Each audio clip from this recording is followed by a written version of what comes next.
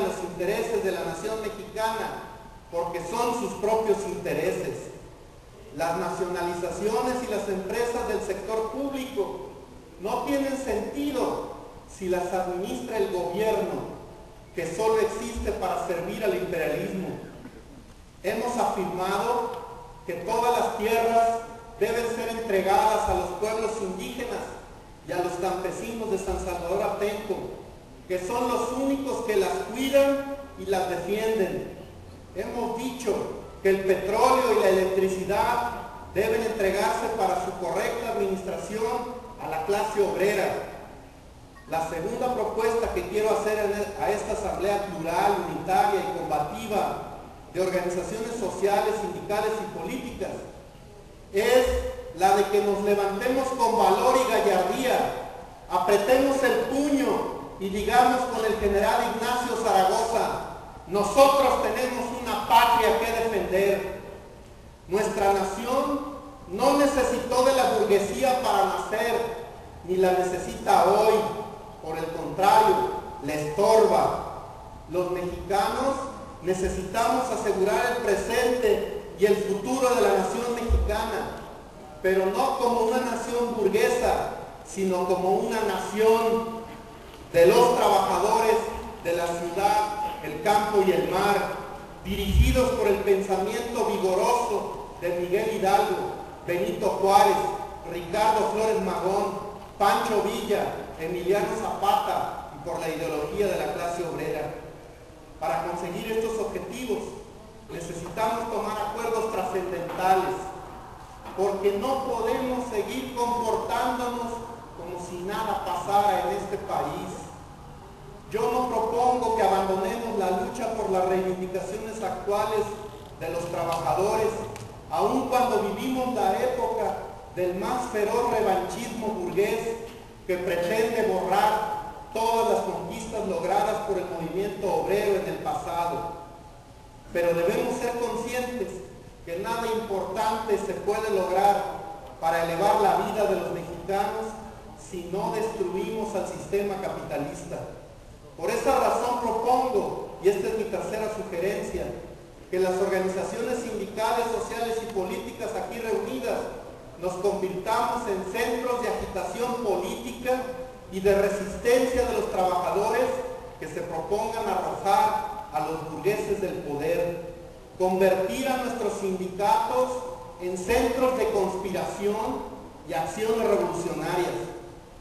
Hay que tener plena conciencia de que si la oligarquía financiera, el imperialismo y este gobierno de sinarquistas, sometido totalmente a los intereses monopólicos, destruye al Sindicato Mexicano de Electricistas, habrá destruido a todo el sindicalismo independiente.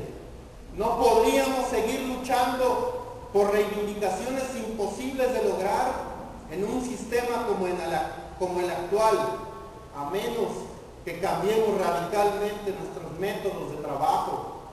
En todo caso, tenemos que darle la mayor prioridad a la lucha política para reconstruir a la nación mexicana, devolviéndole su patrimonio y sus derechos políticos, sobre todo su derecho a la autodeterminación y a formar un Estado, que ya no será de algún modo un Estado burgués, sino un Estado de los trabajadores. Si el gobierno y sus instituciones son los que dañan y destruyen a los sindicatos, debemos acordar aquí, y esta es mi cuarta propuesta, nuestra ruptura con el sistema y con este gobierno, que las organizaciones que no tienen registro en la Secretaría del Trabajo ya no lo busquen más, y que los sindicatos que ya tienen registro renuncien a él por inconstitucional y por ser un instrumento de control que el gobierno ejerce sobre tales organizaciones. A las agresiones del gobierno no podemos responder con acciones dramáticas y espectaculares, como si fueran reflejos condicionados, sino con una actividad cotidiana y perseverante que genere las condiciones subjetivas para enterrar boca abajo al capitalismo. La única fuerza que tienen los trabajadores es su unidad, Y esta fuerza hay que hacerla valer en la lucha contra los patrones, sin esperar que del gobierno nos venga algún auxilio o tutela.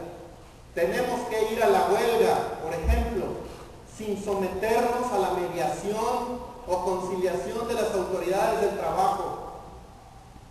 Si estas últimas declaran inexistente dicha huelga, nosotros responderemos que efectivamente ya terminó el estado de huelga y que lo que se ha iniciado es la apropiación de esta empresa por parte de sus trabajadores. Al capitalismo solo se le derrotará cuando el proletariado se apropie de los medios e instrumentos de la producción económica y del cambio. Finalmente, propongo que vayamos a Venezuela al tercer encuentro sindical Nuestra América como una delegación unificada que proponga la formación de una confederación de trabajadores de América Latina y del Caribe como aquella que tan brillante papel desempeñó en la lucha contra el fascismo durante la Segunda Guerra Mundial.